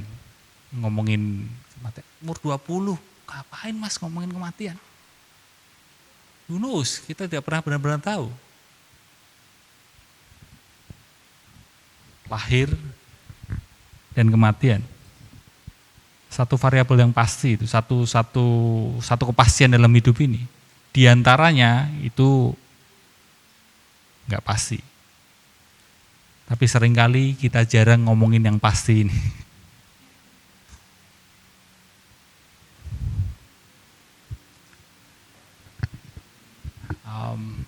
Nah, kalau dikaitkan dengan kesadaran dan waktu dan kematian, kesadaran tidak mengenal waktu. Waktu hanya ada di pikiran. Waktu hanya di pikiran. Masa lalu emang ada? Masa depan emang ada. Ketika kamu nanti mengalami masa depan itu menjadi masa kini. Menjadi masa kini kan, menjadi present moment. Ya sebelum terlalu panjang lebar ini saya agak yapping ya, agak kemana-mana. Belum lama ini saya menulis perihal kita perlu belajar being, not becoming. Being, not becoming. Selama ini kita belajarnya seringkali tentang becoming, menjadi sesuatu, mencapai level yang lebih tinggi. Padahal justru permainan adalah being. Bisa dipahami teman-teman? Being.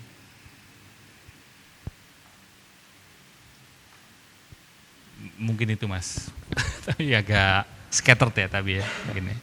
Sorry jadi ada tambahan dikit. Oh boleh. Saya perlu pikiran saya perlu apakah artinya gini. Jadi yang terakhir tadi Mas Haji bilang, justru fokusnya on being bukan becoming gitu.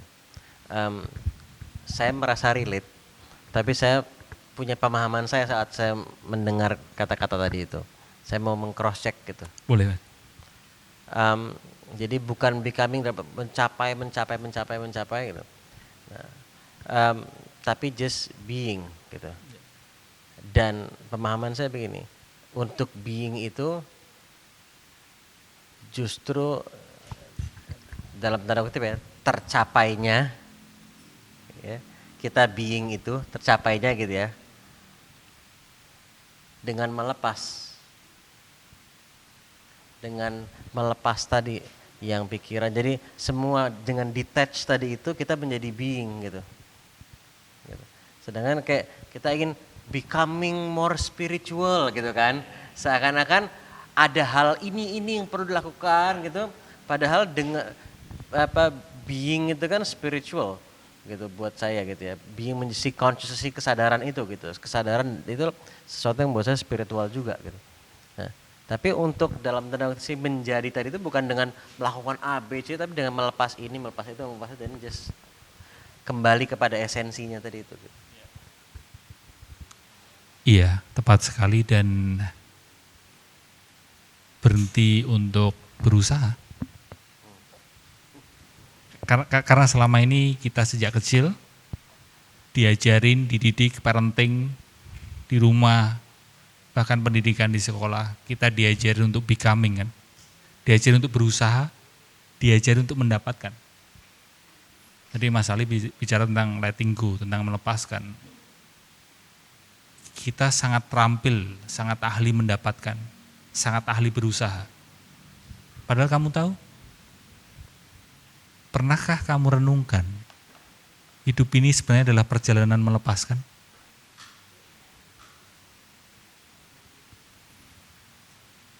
termasuk melepaskan peran kita. Termasuk melepaskan diri konseptual kita. Dan kita sangat kesulitan untuk beristirahat. Karena kita diprogram, dikondisikan untuk terus berusaha. Kita sangat kesulitan untuk melepaskan karena kita diprogram, dikondisikan untuk mendapatkan. Bahkan kita merasa perlu berusaha untuk melepaskan. Ya.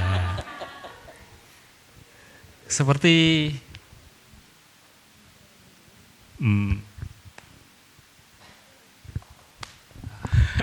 kertas saja. Ini tas besar. Oh, kecil aja nggak apa. Ini nggak apa-apa.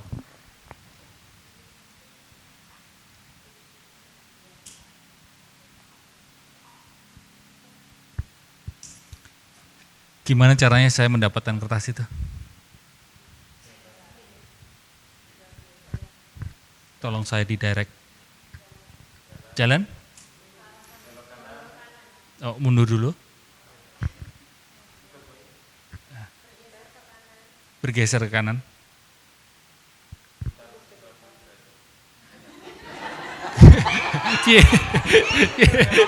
Oh, belok. Belok 90. Ya, oke. Bisa dipahami lah. Sini maksudnya ya. Oke. Lalu jalan 2 langkah.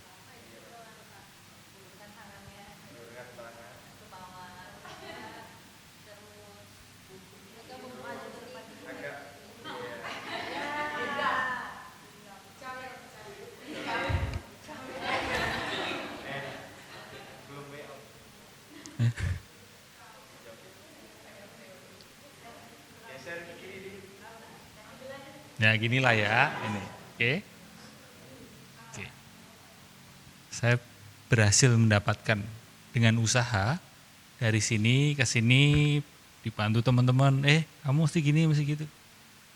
Ini saya sudah mendapatkan. Sekarang gimana melepaskan? Just drop it. Kalau ada limnya. Ya.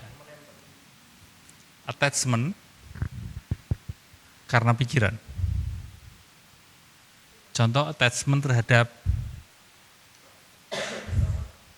seseorang. Kenapa attach pada seseorang? Kenapa kita atau kamu attach pada orang itu?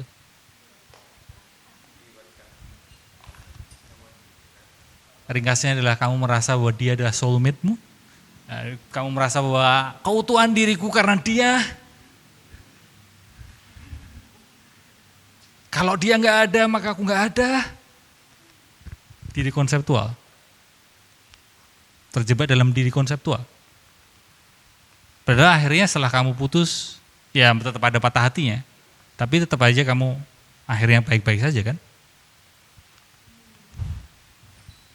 Maka yang disebut dengan jatuh cinta. Kesadaranmu jatuh ketika kamu jatuh cinta. Kamu merasa bahwa dia adalah yang membuat dirimu utuh. Ego. Yang selama ini kita anggap cinta, bisa jadi adalah attachment, bisa jadi adalah ego. Kembali ke ini tadi, untuk melepaskan, sebenarnya yang kita butuhkan adalah just rest.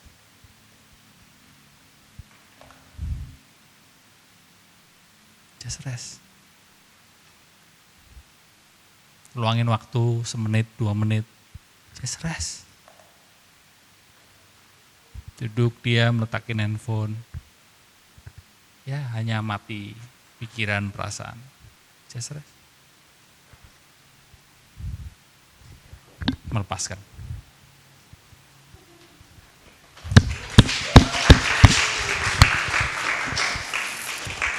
And with that kita sekali lagi terima kasih banyak Mas Aji. Terima kasih sebanyak-banyaknya. Terima kasih. Sudah meluangkan waktunya sekali lagi dan sangat insightful. Bikin meremelek ya. Ada beberapa yang ngantuk lihat. Tapi insya Allah itu yang dibutuhkan juga. Atau lebih di challenge agar lebih sadar. Gitu, saya merasa begitu. Agar lebih sadar. Jadi bukan sekedar insight dalam arti intelektual, tapi justru yang insya Allah menyadarkan gitu. Ya, kesadaran hanya bisa mungkin gini, saya hanya menjadi pointers, hanya menunjukkan kesadaran, tapi kesadarannya ya kamu sendiri. Maka ada 3 jalan untuk membuat orang sadar. The way of suffering, ini kembali ke callback ke yang pertama tadi, the way of suffering, the way of love. Orang bisa jadi sadar karena memang mengalami welas asih yang luar biasa sekali. Dan yang ketiga, seperti yang dilakukan revisi hidup, yang dilakukan oleh Mas Ali. Tepuk tangan dulu buat Mas Ali. Yang ketiga, setelah tadi the way of suffering, the way of love, yang ketiga adalah the way of knowledge. Ruang-ruang seperti ini sangat dibutuhkan di zaman sekarang. Tantangannya, manusia lebih mau meluangkan waktu, energi, uangnya untuk hiburan daripada untuk edukasi. That's the fact. Bahkan kita aja kalau kita punya uang banyak, punya waktu, kita cenderung lebih memilih untuk entertain, hiburan, traveling, nonton konser. Karena kita beranggapan dengan begitu hidup kita lebih happy. Stres jadi drop, tidak stres lagi, tapi short term. Edukasi, efeknya tidak instan teman-teman, tapi sudah banyak bukti bisa mengubah hidup di kemudian hari. Dan itu sustain. Sehingga ya revisi hidup Mas Ali, tepuk tangan dulu buat the way of knowledge, the way of knowledge. Tapi konten edukasi saya makanya sepi teman-teman. Kalah sama konten-konten entertain Mas. Tapi terus ya jangan saya berhenti. We need juga untuk terus mengadarkan, untuk membantu kita menyadarkan. Terlalu serius kelihatannya saya, Mas. Konten-konten saya terlalu serius. Mas saya tepuk tangan sekali lagi dong teman-teman. Terima kasih.